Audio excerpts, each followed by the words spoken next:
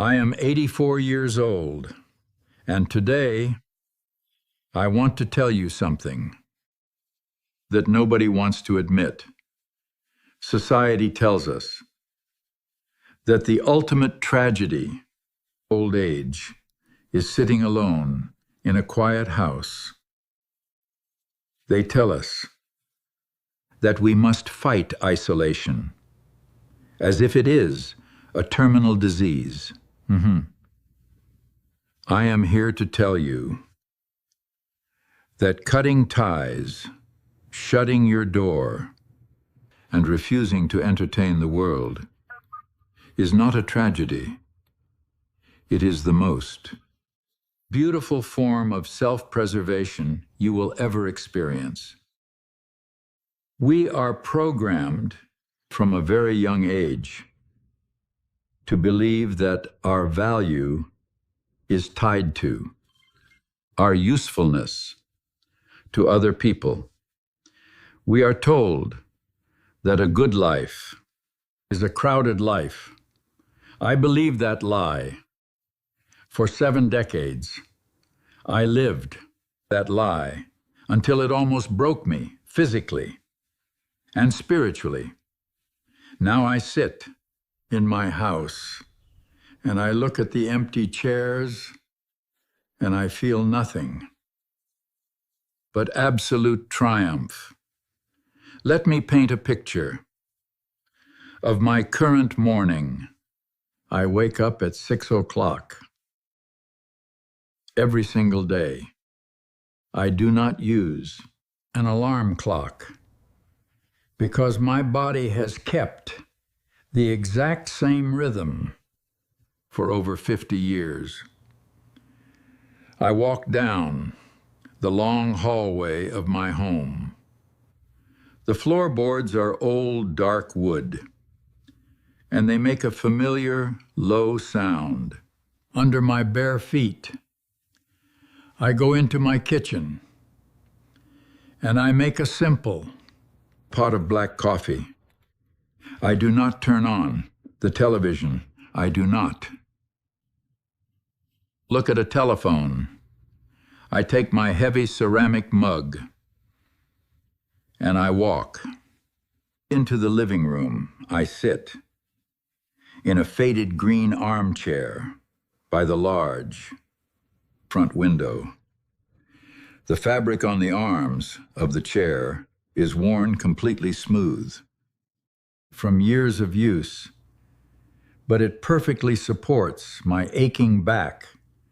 I sit there for 2 full hours and I just watch the morning light slowly crawl across the woven rug. I watch the tiny specks of dust float in the warm sunbeams. The house is completely silent. I can hear the low hum of the refrigerator in the kitchen, and I can hear the steady ticking of the old clock on the mantel. That silence used to terrify me, but now it wraps around me like a heavy, warm blanket. It took me a very long time to earn this silence. I paid a very high price for it. For 40 years, I worked as a pediatric nurse at a very busy hospital in the city. I spent my days surrounded by chaos. I listened to the cries of sick children, the panicked voices of terrified parents, and the sharp orders of exhausted doctors. My nervous system was constantly on high alert.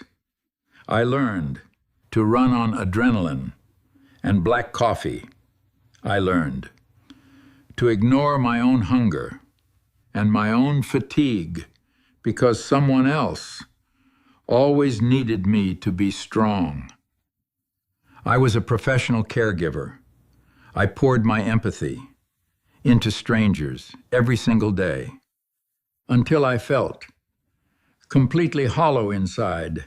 I would come home from the hospital every evening to a husband who required a completely different kind of care.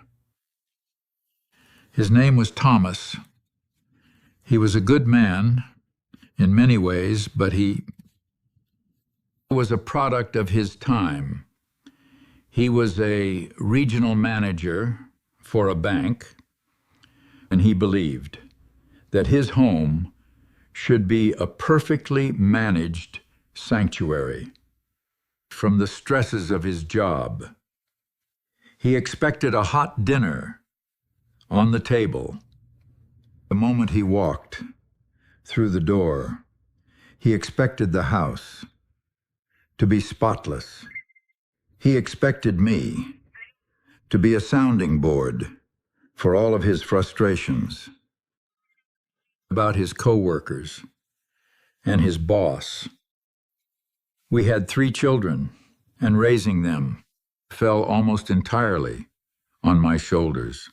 My life was a constant, exhausting performance of giving. I was a machine that ran entirely on obligation. I gave my physical energy to the hospital patients, my patience to my growing children, and my fading youth to my husband. I never resented them for it back then, because that is exactly what women of my generation were trained to do. We were taught that our supreme value was measured by how much of ourselves we could sacrifice for the comfort of others. Thomas passed away 12 years ago after a long battle with illness. I cared for him, yeah.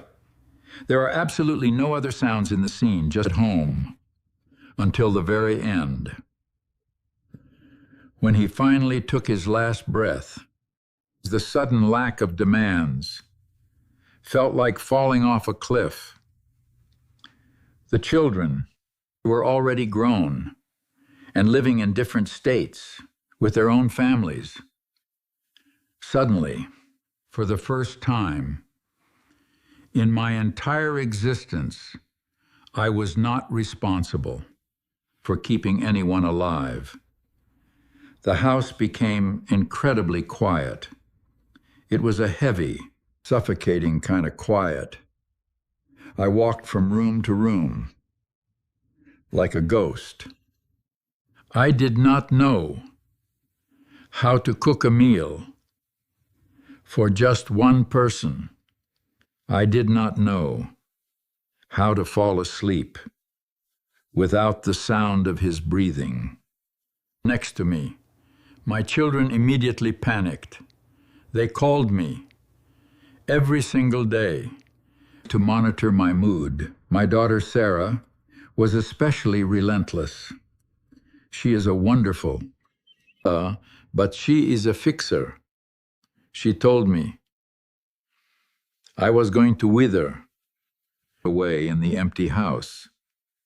She insisted that humans are social creatures and that I needed a strong community to stay mentally sharp. She sent me glossy brochures for senior citizen activity centers and neighborhood book clubs. The people in my community started looking at me with deep pity whenever I went out to the grocery store. They would stop me in the aisles, tilt their heads, and tell me they were so sorry I was all alone in that big house. They constantly asked if I was considering moving into an assisted living facility where I could make new friends. They treated my newfound solitude like it was a terminal illness that required immediate medical intervention. When you hear the same lie repeated enough times by people who claim to love you, you eventually start to believe it. I started to think that my desire to just sit in my chair and rest was actually a dangerous symptom of depression. I thought maybe they were right and I was giving up on life prematurely. So I did what I had always done my entire life. I tried to be the good, compliant woman. I put on my nice slacks and my sensible shoes, and I forced myself back out into the noisy world. I joined a local garden club that met on Tuesday mornings to discuss soil acidity and neighborhood gossip. I started hosting my children and my 5 grandchildren for a massive, elaborate dinner every single Sunday afternoon. I even allowed a man from my church congregation to start coming over for afternoon tea on Thursdays. His name was Richard. Richard was a widower, and everyone in our social circle thought we would be absolutely perfect companions for each other. They said it was a terrible shame for 2 decent, respectable people to spend their final years eating their meals alone. They pushed us together with the subtle force of a bulldozer. At first, the busyness actually felt like a victory. I felt a surge of pride because I was proving to the world that I was still a vibrant, capable, and useful woman. I spent my Saturdays baking fresh pies from scratch for the Sunday dinners. I bought new, expensive cushions for my patio furniture, just so Richard would be more comfortable when he visited.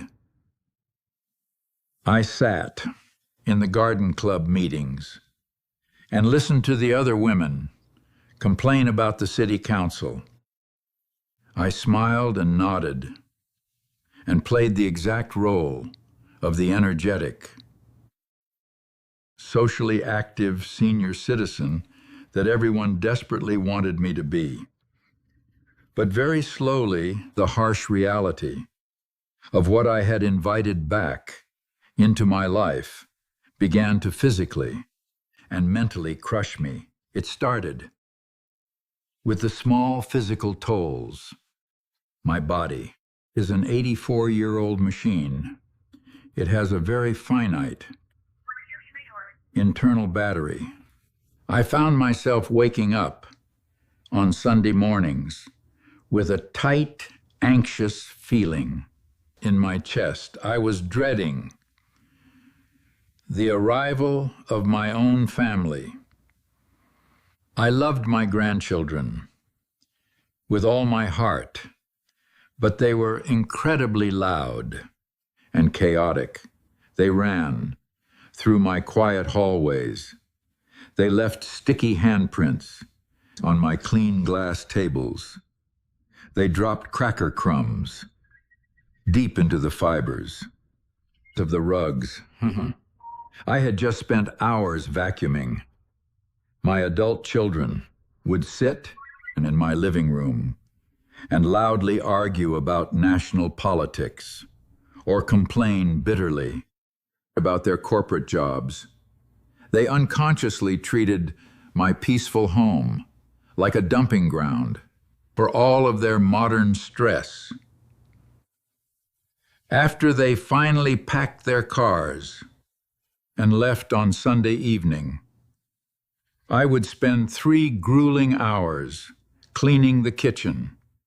My lower back would ache so terribly that I had to take strong medication just to find a comfortable position.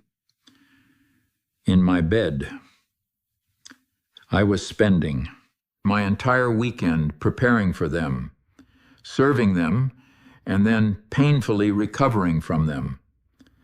Then there was the issue of Richard. Richard was a fundamentally kind man, but he was absolutely terrified of silence. When he came over for his Thursday tea, he brought a frantic, nervous energy that completely shattered the delicate peace of my afternoon. He always demanded that the television be turned on in the background, even if we were not watching it.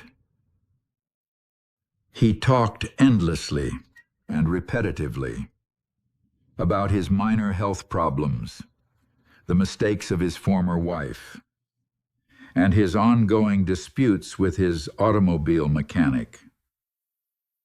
He would sit heavily in the old leather chair that used to belong to my husband.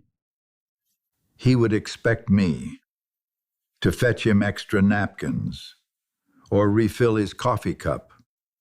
While he continued to talk, I slowly realized that Richard did not actually want a true companion. He wanted a captive audience and a reliable waitress. He was looking for a soft place to land, and he expected me to be the cushion. The garden club turned out to be just as spiritually draining. My cellular phone began to vibrate constantly throughout the week. The women would send group text messages at all hours of the day and night. They wanted me to organize charity bake sales, sign community petitions, and mediate their petty arguments. They were always manufacturing some sort of minor social drama, just to keep themselves entertained and to feel important. I realized, with a heavy heart, that these people did not actually care about my soul or my well-being. They merely wanted to consume my free time because they had nothing better to do with their own. I was exhausted all over again.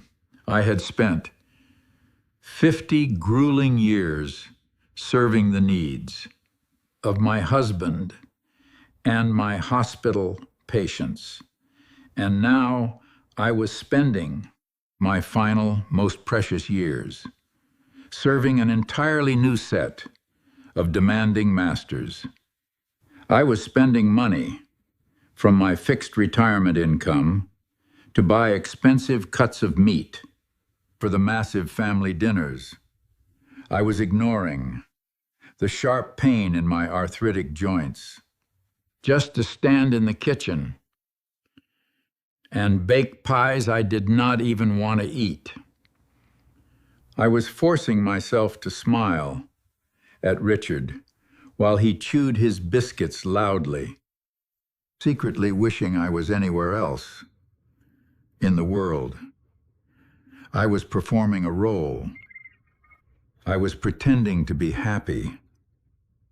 I was slowly dying inside my own home, just so other people would not feel uncomfortable about my completely natural desire for solitude. The absolute turning point of my life happened on a very ordinary, gray Thursday afternoon in November. It was raining heavily outside. Richard was sitting in my living room, occupying his usual spot. He was complaining bitterly about the rising cost of gasoline and the incompetence of the local government. He had been talking at me for 45 uninterrupted minutes without asking me a single question about myself or my thoughts. I was standing alone in the kitchen, holding a small silver spoon, just staring out the window at the rain hitting the wet glass. I listened to his voice droning on and on from the other room, a constant noise that grated against my nerves. I looked at the dark wood of my familiar kitchen cabinets. I looked at the quiet, wet garden outside. I looked at the reflection of my wrinkled face in the glass of the window. A very clear, profound, and terrifying thought entered my mind. In that exact moment, I realized that my time is rapidly running out. I am in the final chapter of my human experience. I do not have another 40 years to waste on things I do not want to do. Every single hour I spend standing in this kitchen listening to Richard complain is an hour of peace I can never get back. Every single Sunday, I spend exhausting my fragile physical body. To host my children is a day of tranquility I have permanently lost. I realized that I was allowing the fear of societal judgment to actively rob me of my final years on this earth. I realized that I was never actually lonely when I was sitting alone.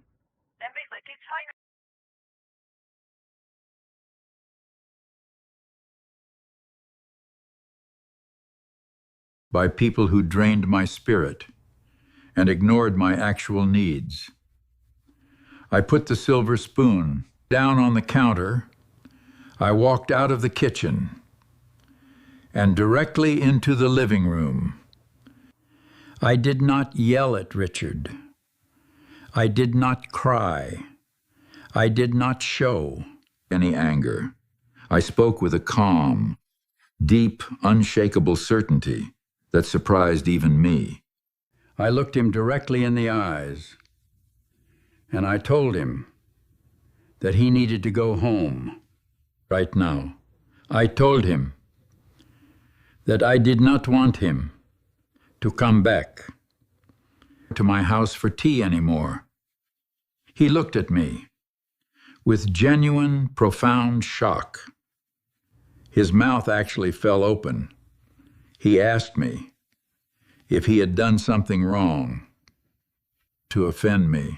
I told him that he had done nothing wrong at all, but I was simply done entertaining guests for the rest of my life.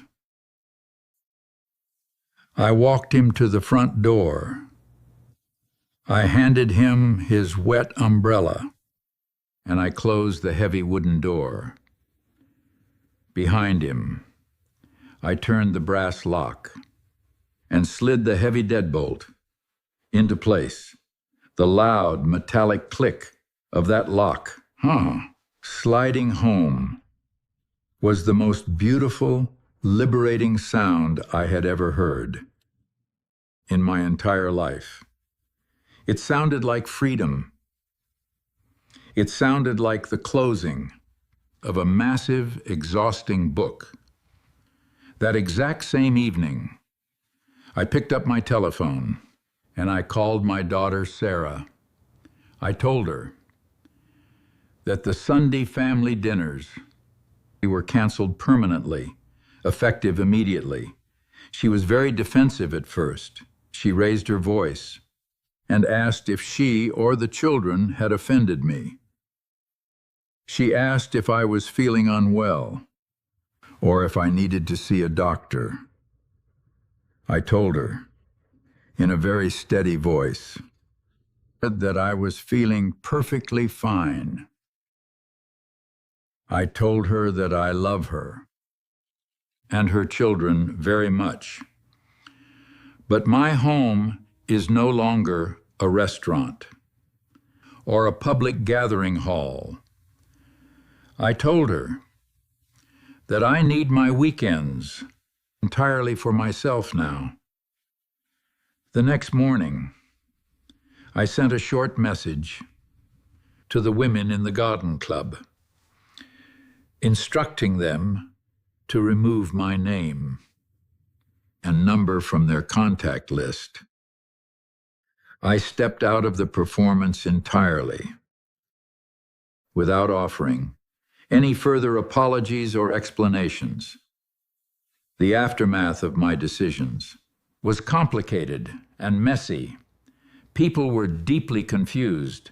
Some of them were quite angry with me. My children genuinely thought I was isolating myself out of severe clinical depression. Richard apparently told people at the church that I had suddenly become a bitter, hostile old woman. The neighbors whispered over their fences that I was losing my mind and giving up on life. They judged me because my actions threatened their own understanding of how an older woman is supposed to behave. But I did not care. For the very first time in my entire life, I truly did not care what anyone thought of me. When you finally stop trying to make everyone else happy, you get the rare opportunity to meet the person you were always supposed to be. I reclaimed my sanctuary. I rearranged the furniture in the living room so the chairs faced the large windows instead of facing each other. I stopped buying expensive, heavy groceries to feed other people and started buying the delicate herbal teas and fresh fruits that I actually wanted to consume. I began reading thick, complex historical books for hours without anyone interrupting me. I took long, deep naps in the middle of the afternoon without feeling a single drop of guilt. I discovered a profound truth during these quiet years. There is a massive fundamental difference between being lonely and being in a state of solitude. Loneliness is a painful feeling of lack. It is an empty room that you desperately want someone else to fill because you are afraid of the dark. Solitude is a state of grace. It is a room that is already full because you are finally sitting in it. Yeah. With your whole self. Yeah. The people who tell you that living alone is a tragedy are usually people who are terrified of their own internal thoughts. They need constant external noise and constant motion because they do not know how to sit quietly with themselves. They project their deep insecurities onto you. They want you to stay busy and exhausted so they do not have to face the terrifying silence of their own lives. I am speaking directly to the people watching this right now who are in their 60s, 70s, and 80s. I know exactly how heavy the pressure is on your shoulders. You feel a deep pang of guilt when you decline a social invitation. You feel incredibly selfish when you tell your demanding family that you are simply too tired to babysit the grandchildren. You feel broken and defective when you realize You would much rather stay home in your old pajamas than go out on a date with a perfectly nice person. Society makes you feel like you are failing at aging. I am giving you absolute permission right now to let all of that heavy guilt go. You have paid your dues to the world. You have worked the grueling jobs. You have raised the difficult families. You have endured the silent heartbreaks. And you have survived it all. You have spent decades bending over backwards to accommodate the needs, the shifting moods, and the chaotic schedules of everyone around you. You absolutely do not owe the world your final years. Your physical and emotional energy is now a precious, highly limited resource. You must guard it fiercely against anyone who tries to take it without your permission. Do not let your adult children treat you like an unpaid domestic employee. Do not let your bored friends drag you into their endless, petty dramas. Do not let society convince you that a quiet, empty house is a sad house. If any relationship or obligation costs you your daily peace, it is far too expensive. You have earned the absolute right to be fiercely selfish with your time. You have earned the right to look at your calendar, see a completely blank week with no appointments, and feel nothing but absolute profound joy. The silence of your home is not your enemy. The silence is the sacred space where you heal.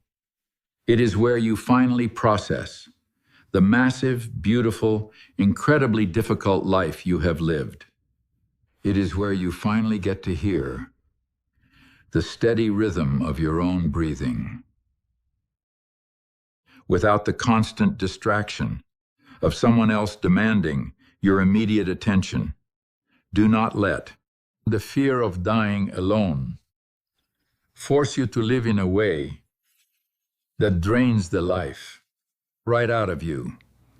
I am 84 years old, and my life is not a tragedy. I am a woman who successfully escaped the noise of the world. I sit in my faded green chair every single morning. I watch the sun come up over the trees. I drink my black coffee. In total silence, I am not waiting for visitors to arrive. I am not preparing for a social performance. I am simply existing exactly the way I want to exist for whatever time I have left. Your remaining life belongs entirely to you.